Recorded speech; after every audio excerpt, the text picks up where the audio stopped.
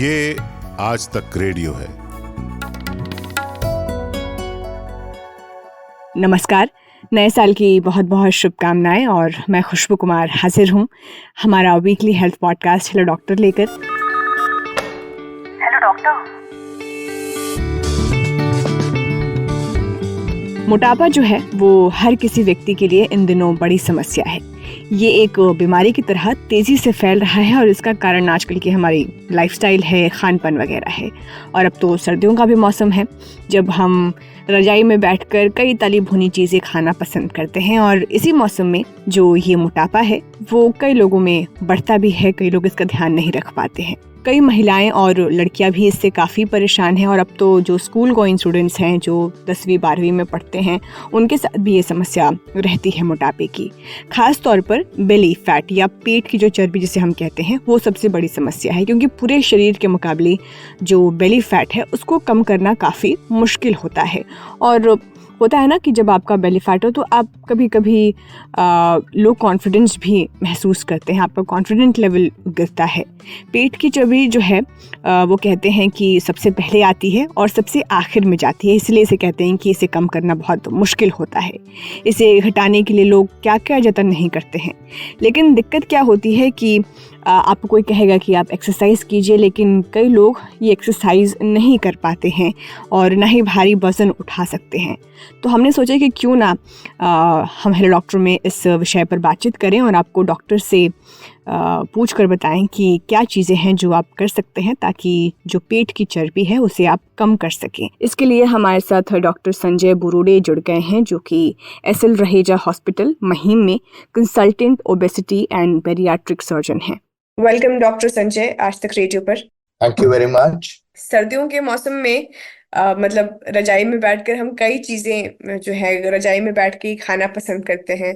और अभी तो जिस तरीके की ठंड पड़ रही है उसमें तो कई लोग इस तरह की चाह रखते हैं, हम सभी रखते हैं। लेकिन आप वेट गेन कर लेते हैं ज़्यादा और खासकर लोग अपनी बेली फैट से बहुत परेशान रहते हैं। ये सिर्फ सर्दियों की बात नहीं है, पर हाँ मतलब सर्दियों में इसके चांसेस जो है वो ज़्यादा बढ़ जाते हैं। तो बेली फैट जो है अगर मैं आपसे पूछूं ये एक्चुअली में मतलब पेट की चर्बी जो है वो क्या होती है, किस वजह से होती है और मतलब इसके पीछे कैसे मतलब इसको कौन सी चीजें हैं जो ट्रिगर करती हैं, अगर आप ये बता सके। आप आपका ये जो क्वेश्चन है बहुत ही इम्पोर्टेंट है और बहुत सारे लोगों के लिए ये बहुत मायने रखता है। अब ये जो बेली फैट है, अभी इसमें मैं पहले ही आपको सुनने वाले को बता दूं कि ये दो टाइप की फैट होती है। एक फैट होती है जो स्किन के अंदर होती है और एक फैट जो होती है वो जो अपने पेट के अंदर होती है। स्किन के अभी कैसा है कि कुछ लोगों को एक हैंगिंग टमी का इश्यू होता है जो फैट स्किन के नीचे होती है, और दूसरी जो फैट है वो पेट के अंदर होती है, वेल इनसाइड। मतलब कि वो जो फैट है उसको हम विसरल फैट कहते हैं, पेट के अंदर की फैट कहते हैं। जो अपने समझो लिवर में फैट हो तो लिवर डिसीजेस होते हैं, किडनी पे फैट हो तो वो हाई ब्लड प्रेशर देता है, पैंक्रियास पे फैट हो जहां इंसुलिन बनता है वो हमें डायबिटीज देता है, हार्ट पे फैट हो तो हार्ट प्रॉब्लम देता है।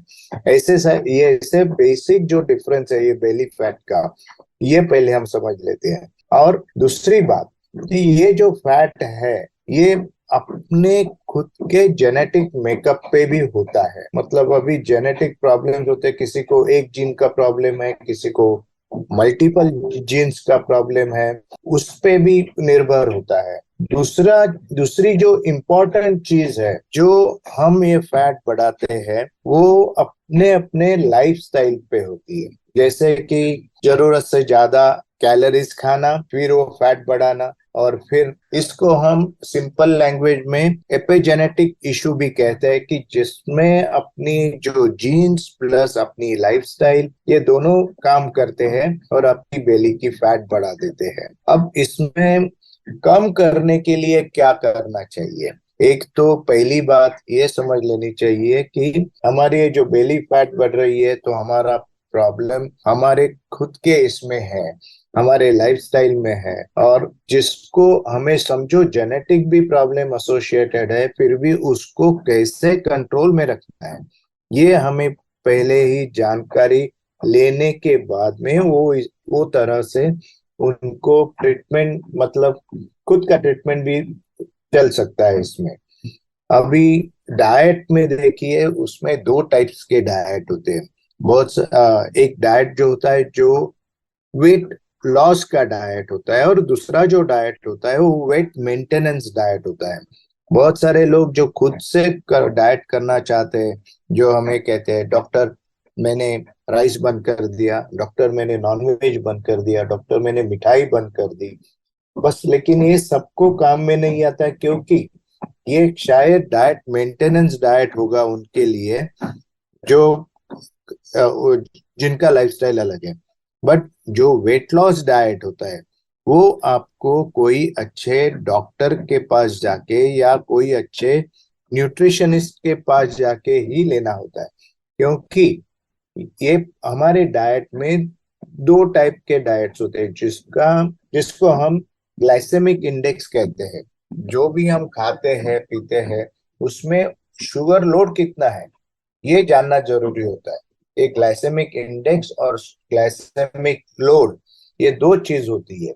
जैसे कि इसमें छोटा फॉर्मूला होता है, वो डॉक्टर्स के लिए सही है, लेकिन आम जनता के लिए जो ये ग्लाइसेमिक इंडेक्स है वो generally green leafy vegetables, natural fruits, carrots, beans, chickpeas वगैरह वगैरह, जो लेंटिल्स जो ये होते हैं, क्या कहेंगे उसको, फ्रेश लेंटिल्स, दाने जैसे, वो खाने से आपका उनमें जो शुगर वो कम रहती है उसमें। तो फिर पेट के अंदर मतलब खाने के बाद में अपनी ब्लड शुगर लेवल ऐसे वैसे बढ़ते नहीं है। हम्म। और जिसमें हमें देखना है कि एक हाई फाइबर डाइट, वो हाई फाइबर डाइट से भी बहुत फायदा होता है, जो जिससे अपनी बेली की जो फैट है वो कम होती है।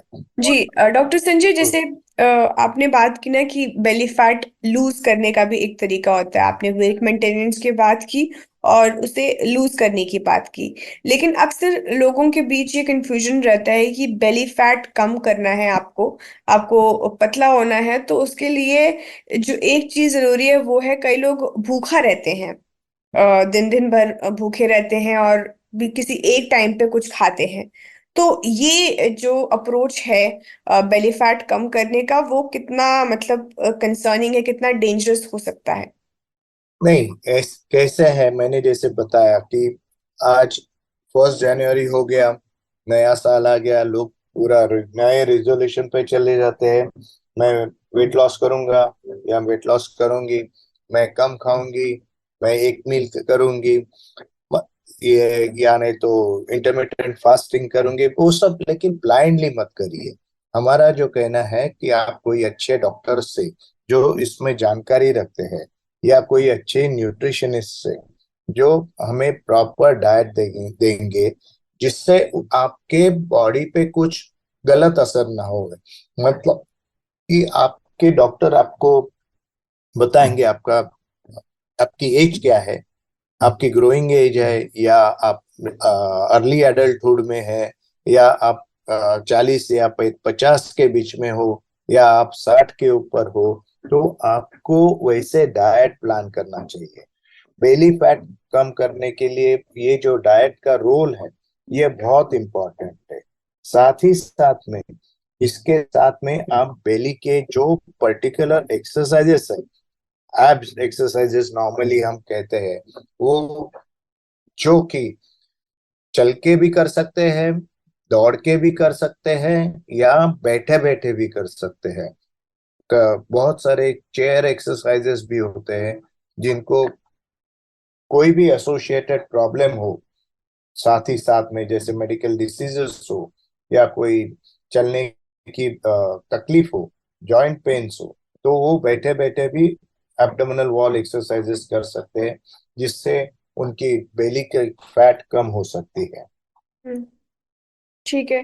और डॉक्टर संजय ये भी बताइए मुझे, जैसे कि आपने ये बात तो कही मतलब उसमें कि हमें कुछ और जैसे जो चीज़ें हम खाते हैं वो भी हमारे बेली फैट पर सबसे ज़्यादा असर डालती है। तो एक बार अगर आप उसे थोड़ा डिटेल में बताएं कि वो कौन सी चीज़ें हैं जिनको खाने से पेट पर ज़्यादा चर्बी बढ़ती है। जैसे आपने मीठे की बात जो है की, लेकिन इसके अलावा भी क्या क्या चीज़ें हैं जिसे हमें अवॉइड करना चाहिए जितना हम कर सकते हैं।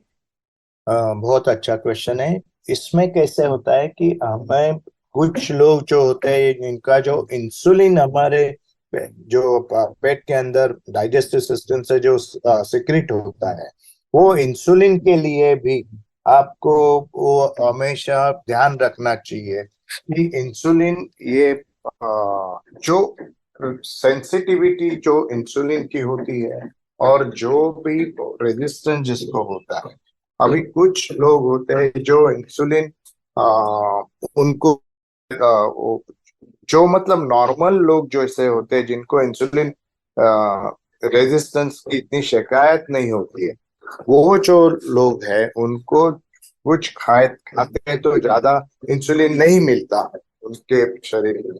लेकिन कुछ लोग जो रेजिस्टेंस हो जाता है, तो वो जो नॉर्मल लोग खाते हैं उनसे भी हो जाता है। और शुगर उनके शरीर में समझो शुगर जो वो खाते हैं, तो वो शुगर जितनी ज्यादा हम खाएंगे, समझो मिठाई के इसमें या कार्बोहाइड्रेट्स के इसमें, तो वो शुगर हमारी यूज अप ज्यादा नहीं होती और वो बेली फैट में चली जाती है। तो ये सब जानकारी लेने की बहुत आवश्यकता होती है।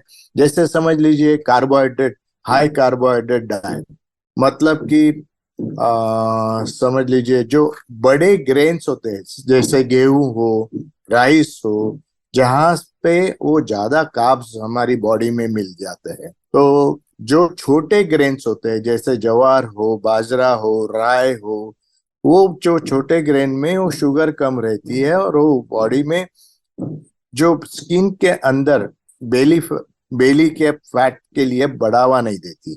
तो वैसे खाना लेना जरूरी है, मतलब सिंपल में कि आप हमें समझो बेली फैट कम करनी है, आपको रोटी, आपका राइस, आपके जो हाई कार्बोहाइड्रेट डाइट जैसे होते हैं, जो पोटैटो होता है वगैरह जैसी चीजें, वो कम करनी चाहिए डाइट में। आप नॉनवेज के लिए बहुत सारे लोग क्वेश्चन पूछते हैं कि डॉक्टर नॉनवेज बंद करना जरूरी है क्या। वैसे नहीं होता। नॉनवेज से वो प्रोटीन्स अच्छे मिल जाते हैं और वो अपने शरीर में घुल मिल अच्छी तरह से हो जाते हैं। अभी इसमें भी नॉनवेज में जो लीन फैट, लीन मास है, लीन मसल मास, वो वैसे मतलब फिश हो, चिकन हो, एग हो, ये अपने शरीर में ज्यादातर घुल मिल जाते हैं, अच्छी प्रोटीन्स मिल जाती है। और इसका जो डाइजेशन है वो जरा लंबा होने से, लंबा चलने से उतनी ज्यादा भूख नहीं लगती। तो ये भी जो फैक्टर है, ये बहुत इंपॉर्टेंट फैक्टर है कि वेजिटेरियन डाइट में बहुत जल्दी जल्दी भूख मिल लगती है। और समझो हमने जैसे बहुत सारे कम्युनिटीज में हम देखते हैं कि वेजिटेरियन डाइट में शुगर, वो बाकायदा शुगर मिक्स करते हैं, वो ऊपर से डाली हुई। फ्राइड फूड बहुत ज्यादा होता है, इसलिए all vegetarian diets are not healthy. ऐसे सारे डॉक्टर्स हर एक पेशेंट को बताते हैं। और अगर हमने मतलब अपने बेली फैट को मतलब सही समय पर उससे हम अलर्ट नहीं हुए, उसे नोटिस में नहीं लिया और उस पर काम करना ना शुरू किया, तो आगे चलकर किस तरह के कंसिक्वेंसेस हो सकते हैं। ओके, बेली फैट, अभी जैसे मैंने शुरुआत में ही बताया, जो स्किन के अंदर की बेली फैट है, जो अपना जो बॉडी को बड़ी मतलब गंदी शेप देते हैं, जैसा हैंगिंग बेली जैसे होता है, वो स्किन के अंदर की फैट समझो बड़ी है। तो वो जो फैट होती है वो सिर्फ कॉस्मेटिकली खराब रहती है, क्योंकि बेली जो स्किन के अंदर की फैट है वो मेटाबॉलिकली एक्टिव नहीं होती। पेट के अंदर की जो फैट है, जिसको हम विसरल फैट कहते हैं, मतलब fat along with your organs, जैसे लीवर की फैट, किडनी की फैट, पैंक्रियास की फैट, वो मेटाबॉलिकली एक्टिव होती है और वो हमें मेटाबॉलिक प्रॉब्लम्स मतलब कि डायबिटीज, ब्लड प्रेशर वगैरह वगैरह जो प्रॉब्लम्स होते हैं वो पेट के अंदर की फैट से होता है, ना कि बेली की आउटसाइड की फैट। बेली की आउटसाइड की फैट जो ना एक्सरसाइज करने पे ज्यादा कार्बोहाइड्रेट, ज्यादा शुगर लेने से ये फैट बढ़ती है, जिसको हमें ट्रीटमेंट वाइज डाइट और एक्सरसाइज ये मेन होता है। जिस व्यक्ति की बेली की फैट बहुत ज्यादा बढ़ी है और इनके कॉस्मेटिकली वो खराब है, उनके लिए लाइपोसक्शन या नहीं तो टमी टक जैसे सर्जरीज भी एडवाइजेबल है। क्योंकि इससे क्या होता है, लाइपोसक्शन करने से और टमी टक ऑपरेशन करने से उनको एक किक स्टार्ट मिलता है पेशेंट को, कि चलो मैंने जो था, जो बहुत डिफिकल्ट था वो तो मैंने निकाल दिया और अभी मैं ये प्रॉपर डाइट और proper exercise, proper life style निकाल दिया है, उसको हम मेंटेन करेंगे। एक चीज और आपसे पूछनी थी कि जो लोग सिटिंग जॉब्स करते हैं, जिनको उन्हें घंटों चेयर पे ही बैठना पड़ता है, तो आप उन लोगों के लिए क्या एडवाइस देना चाहेंगे? एग्जैक्टली काफी सारे पेशेंट्स यही तकलीफ लेके आते हैं जो कॉल सेंटर पे वगैरह वगैरह जो काम करते हैं, उनका ओवरऑल ओबेसिटी और बेली फैट बढ़ने की बहुत चांसेस रहते हैं। उनके लिए हम हर एक घंटे में कम से कम 5 या 10 मिनट का ब्रेक लेके समझो आप चलते हो तो उसमें फायदा हो सकता है। चेयर पे बैठ के भी बेली फैट के लिए एक्सरसाइज कर सकते हैं। वो काफी इजी एक्सरसाइजेस है, जैसे कि इरेक्ट पोजीशन में पीठ बिल्कुल सीधा रख के आप आपके चेयर पे बैठ जाइए और उस अपने कितने भी आपके बिजी प्रोग्राम से आप 1 घंटे में करीबन 5 मिनट सिर्फ निकालिए। पैर मोड़ के वो उसको आपको एक्सरसाइज करने हैं, टर्न करना है, कर्ल्स करना है, वो इससे ये बेली फैट कम आप रख सकते हैं। ठीक है, thank you so much doctor Sanjay हमसे बातचीत करने के लिए। Thank you very much. तो आज के हेलो डॉक्टर पॉडकास्ट में फ़िलहाल इतना ही।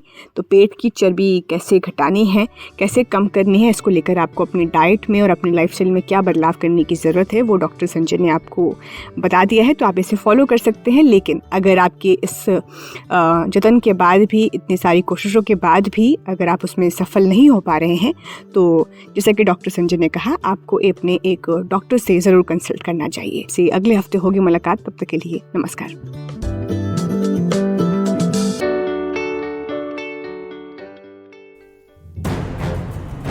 युद्ध का आरंभ होना है। अन्याय के विरुद्ध न्याय की हुंकार उठेगी। दंड की सीमा का विस्तार होगा। हिरण्याक्ष, मैं वरा तुम्हारे प्राण हरने आया हूँ। यहाँ प्रायश्चित का अवसर भी मिलेगा। प्रभु, मुझसे भूल हो गई, मुझे क्षमा कर दीजिए। और सत्य असत्य की तुलना की जाएगी। तू क्षमा के लायक नहीं है दुष्ट। शंखनाद हो चुका है। देव और दानव युद्ध के मैदान में हैं। किंतु विजय किसकी होगी?